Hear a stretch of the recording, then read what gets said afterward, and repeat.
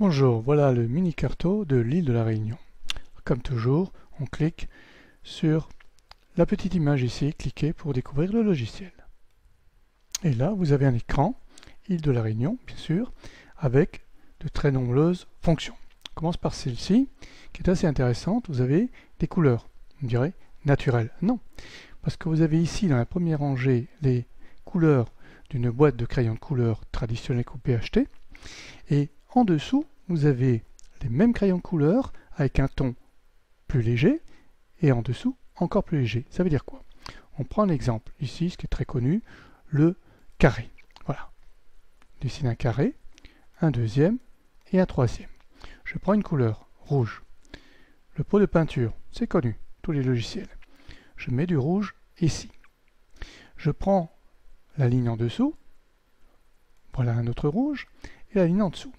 Encore un autre rouge. Vous voyez, c'est de plus en plus clair, donc des tons différents. Alors qu'est-ce que ça veut dire? C'est, vous avez ici un crayon rouge dans votre boîte de crayons que vous venez d'acheter, ou que vous avez déjà, vous appuyez un peu dessus, vous obtenez ce rouge. La même couleur, le même crayon, vous appuyez plus légèrement, vous obtenez cette couleur, et toujours la même couleur et toujours le même crayon, vous appuyez à peine dessus, vous obtenez cette couleur. Donc vous avez ici trois tons différents dans chaque couleur qui sont représentés dans une boîte de crayons. C'est la raison pour laquelle ce logiciel n'est pas fait pour produire de fabuleux croquis et schémas de géographie. Il en produit, bien sûr, ça dépend de vous, comment vous allez faire, mais il est surtout là pour vous entraîner.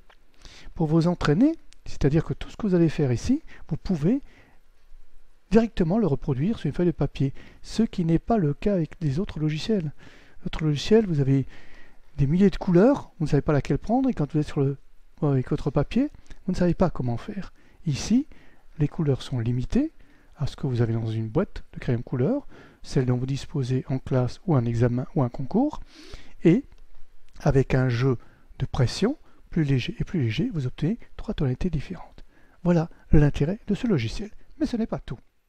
Alors, comme dans tous les bons logiciels de dessin, vous avez cette fonction qui vous permet d'effacer la dernière opération que vous avez faite, le dernier dessin. Voilà, donc j'ai effacé, vous voyez bien, le dernier, et je peux bien sûr les faire revenir, si je me suis trompé. Et vous avez la traditionnelle corbeille qui efface tout d'un seul coup. Voilà, là vous ne pouvez pas les faire apparaître, ce n'est pas possible. Alors en dehors de cette palette de couleurs qui est assez particulière, vous avez ici l'épaisseur du trait, c'est connu, on augmente, on diminue l'épaisseur du trait que vous allez faire. Et vous avez toute la palette, le crayon, voilà. Là, c'est la dernière couleur que j'ai utilisée. Ici, donc on augmente pour voir un trait un peu plus épais. Le trait droit, la ligne courbe, ligne pointillée, le rectangle, le carré, etc., etc. La fameuse gomme pour gommer. Alors, la taille de la gomme dépend bien sûr de l'épaisseur du trait. Et ce que vous avez utilisé tout à l'heure avec moi, c'est-à-dire le pot de peinture, toujours intéressant parce qu'il permet de remplir des zones entières.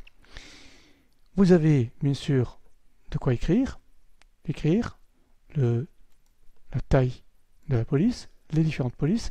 Attention, ce sont les polices qui sont sur votre ordinateur ou sur votre tablette si vous l'utilisez sur une tablette. Ce ne sont pas des polices intégrées, donc tout dépend de ce que vous avez.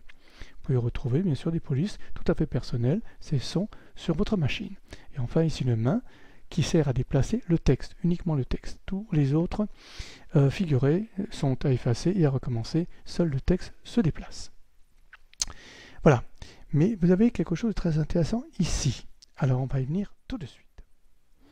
Ici donc vous avez ce que j'appelle un mini-graphe, c'est-à-dire c'est le nomographe qui est disponible sur le site, quand dont vous l'avez, très rapidement, et c'est en fait un normographe spécialement étudié pour décroquer des schémas de géographie.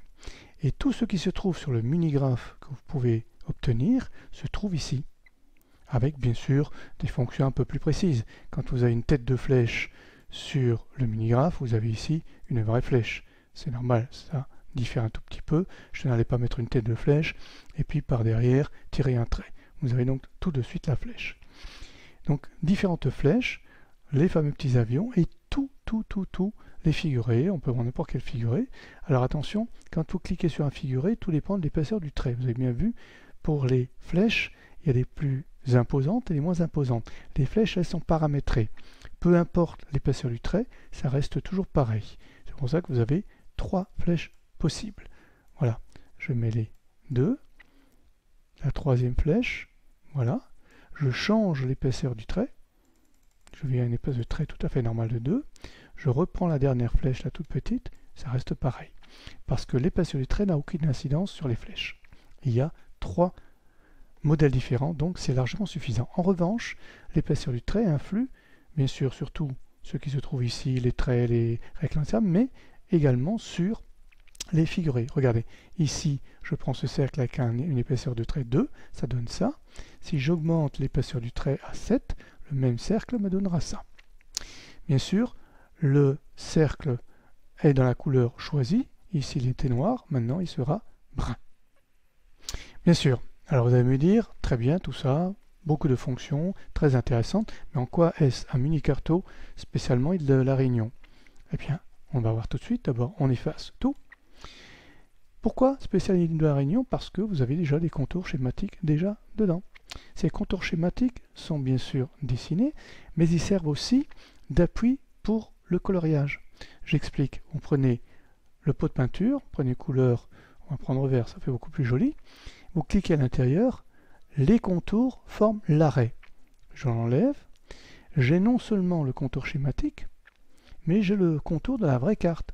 Évidemment, il faut que j'enlève schématique, sinon ça superpose. Pareil, voilà. Je l'enlève. Si je mets les deux à la fois, c'est le contour le plus petit qui prédomine. Vous voyez, regardez là, il y a un manque. Il y a un manque, moi je peux le remplir. J'enlève les deux contours, je n'ai plus rien. J'efface tout, voilà. Et j'ai aussi une vraie carte.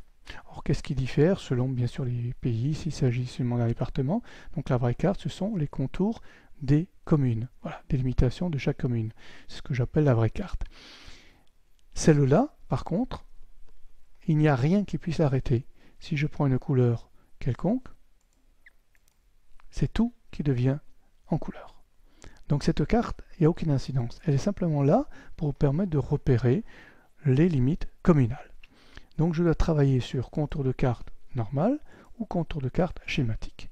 Et pour bien me repérer, j'ai toujours la fameuse grille qui est une marque de la maison, c'est-à-dire que tous ces contours schématiques ont été faits sur la base d'une grille, afin que vous puissiez le reproduire sur un cahier, ou ici vous repérez. Voilà à quoi ça sert. Et là-dessus, bien sûr, vous pouvez dessiner. Il n'y a aucun problème, vous pouvez dessiner tout ce que vous voulez. Voilà, dessine, je remplis, voilà.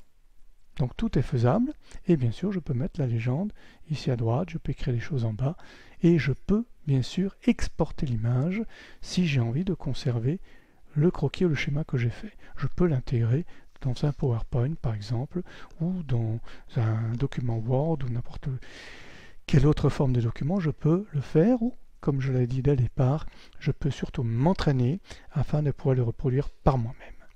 Voilà, je vous remercie. Jusqu'au prochain mini-carto. Merci.